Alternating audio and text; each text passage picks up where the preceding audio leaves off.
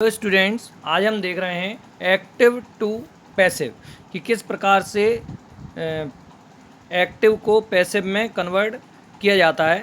तो उसके लिए कुछ रूल्स होते हैं। जैसे सबसे पहला रूल, अगर जो एक्टिव को पैसिव में कन्वर्ट करने का सबसे बड़ा पहला रूल ये होता है कि भाई सब्जेक्ट को ऑब्जेक्टिव फॉर्म में कन्वर्ट किया जाता है, सब्जेक्टिव केस को ऑब्जेक्टिव केस में कन्वर्ट किया जाता है। इसके बाद सेकंड अगर हम देखें तो ऑब्जेक्ट अगर उसमें है, अगर कोई हमें ऑब्जेक्ट दिया हुआ है तो ऑब्जेक्ट से अगर हमें स्टार्ट करना है तो ऑब्जेक्ट जो है वो सब्जेक्ट फॉर्म में आ जाता है, सब्जेक्ट जो है वो ऑब्जेक्ट फॉर्म में आ जाता है।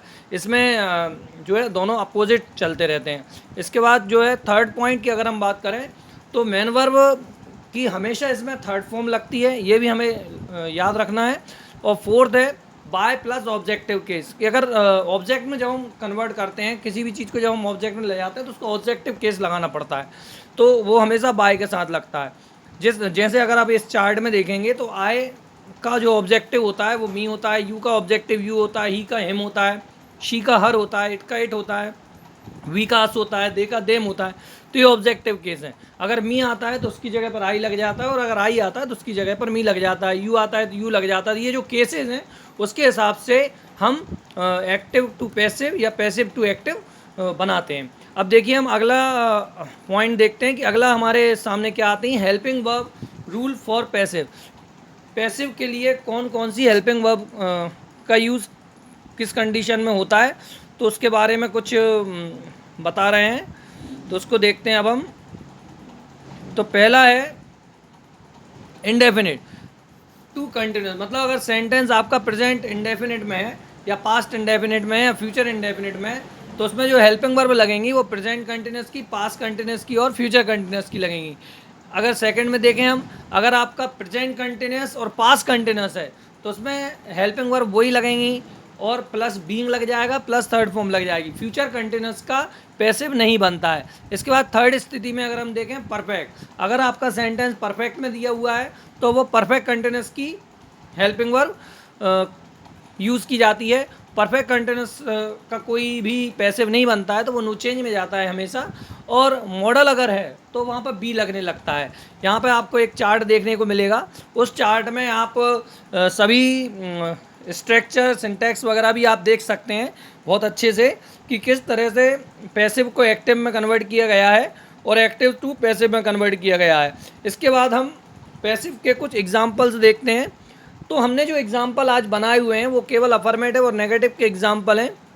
जैसे पहला सेंटेंस है सी कुक्स फूड। सी कुक्स फूड में ऑब्जेक्ट क्या हो गया, फूड हो गया, तो फूड के साथ इज लग गया और कुक की थर्ड फॉर्म लगानी पड़ी ईडी, बाय लगाया हमने और हर लगाया। इसके बाद जैसे हमारा अगला है Ram is flying a kite, तो आंसर क्या बना, a kite is being flown by Ram. A kite आगे आ गया, इज लगा, बीइंग लगाना पड़ा, फ्लाई की थर्ड फॉर्म फ्लॉन लगानी पड़ी, बाय राम आ गया। इसके बाद अब हम अगले देखते हैं। तो कुछ और नेक्स्ट एग्जाम्पल, अगले एग्जाम्पल भी हमारे पास, जैसे एक एग्जाम्पल है आई विल हेल्प यू। इसका अगर हम बनाएं तो यू आगे आ जाएगा, विल की में विल भी लगेगा क्योंकि फ्यूचर इंडेफिनिट है, फ्यूचर कंटिन्यूस लगेगा।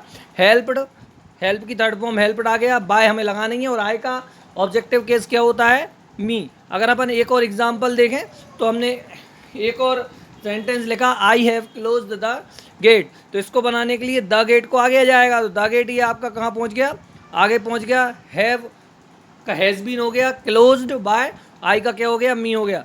इसके बाद एक और एग्जांपल अगर हम देखें, थर्ड एग्जांपल है सी ड्रू अ पिक्चर। अगर इसका हम बनाते हैं सी ड्रू अ पिक्चर का, तो इसमें देखिए आप ये अ पिक्चर आगे आ गया, क्योंकि ये पास्ट इंडेफिनिट का है इसलिए इसमें पास्ट कंटिन्यूस की हेल्पिंग वर्ब लगी है वॉज।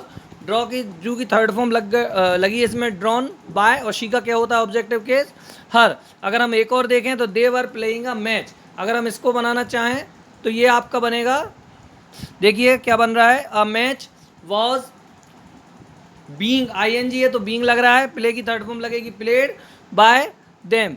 अब इसके बाद हम देखते हैं और क्या हो रहा है इसमें।